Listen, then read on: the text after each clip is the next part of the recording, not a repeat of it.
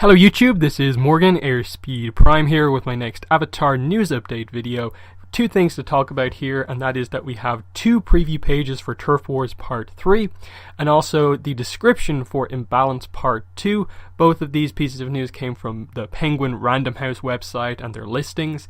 So let's start with Turf Wars Part 3 and the preview pages. We only have two because when you go to their look inside, it technically shows 7, but it's 7 like including the cover and all of the kind of credit pages and stuff like that, and only 2 actual pages of content. So very quickly going through these, we go into the Creeping Crystal Triad's hideout and we see Jargala is there and obviously the other Creeping Crystal members, and we see some of the dialogue here. Guess Raiko's days are numbered, says here. Julie Moon's running against him, so this is obviously okay, she's properly announced it to everyone now in the papers, so that's like made that official.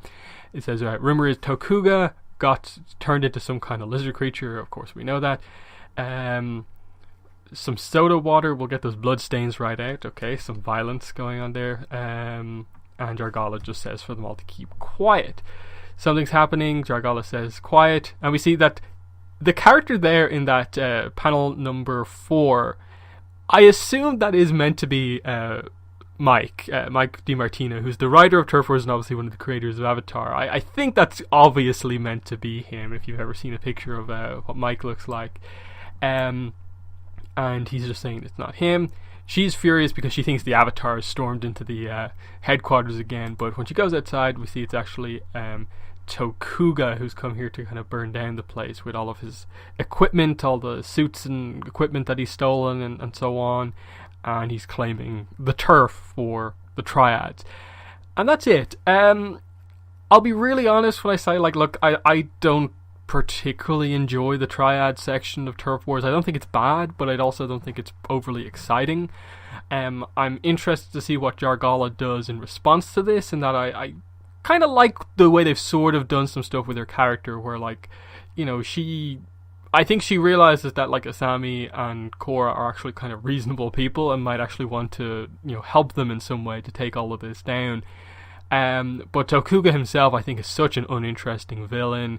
While there's the presidential plot I am interested in, the Spirit World stuff is what I'm really, really focused on. And that's why I said in the video like a day or two ago that the cover for Turf Wars, the Turf Wars hardcover, was a bit weird, that it was like so Spirit World focused, and especially at the very start of the book when it doesn't really represent what most of the series is.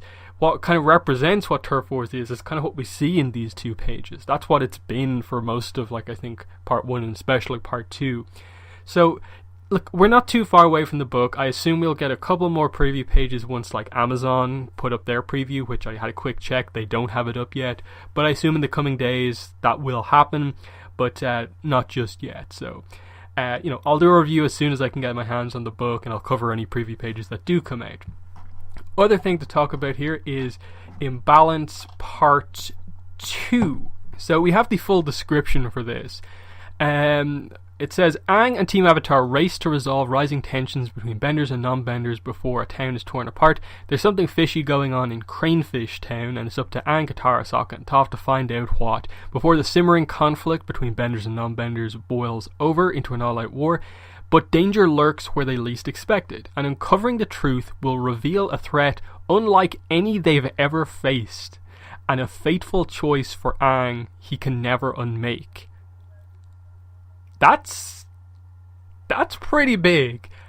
And I think the weird thing about this is that because we know so little about, like, the details of Imbalance, it's hard to really make any sense of what that really is kind of building towards. Like, a fateful choice for Aang that he can't make, a threat unlike any they've ever faced, like the uncovering the truth, the danger. Like, what? Like you set up this bender non-bender conflict, okay, but what's the danger as such? That's something unlike anything they've ever faced at this point. That's like unlike, as I say, unlike, you know, Ozai, Zhao, these characters. What is this talking about here? the truth as well, I think is very, very interesting. Is this another spiritual kind of side plot going on here? A fateful choice for Aang. Is this potentially going to be something along the lines of they have to make the move right now to basically say that, like, this place is independent? That as of this point, Aang has to make the decision that Cranefish is a kind of town of its own, and they commit to Republic City here? Is that what they're referring to? Otherwise, I'm not really sure, because the cover obviously suggests something pretty intense is happening here, but what exactly is it? Because, well, I referenced the rift, because obviously we're basically returning to a similar kind of type thing with the rift here. And with the rift, if you were to describe it as like a secret to truth, it was that, like, okay, the factory's kind of like built over General Old Iron, and that was the big kind of reveal. And that was really good. That was a good reveal that would make sense. But what decision is Aang going to have to make here that is so big that, like, if he makes it, he can't just reverse it in some way? And that's what I think is going to be very interesting here about, like, is this something about, like, is he going to have to take other people's bending away here because of some conflict that's going on? Is it a decision about bender and non-bender conflicts? Is he going to have to feel the need to, like, separate the two in some way? Or what? Because, like, ultimately, I think it's just fair to say we don't know enough. But that's very interesting.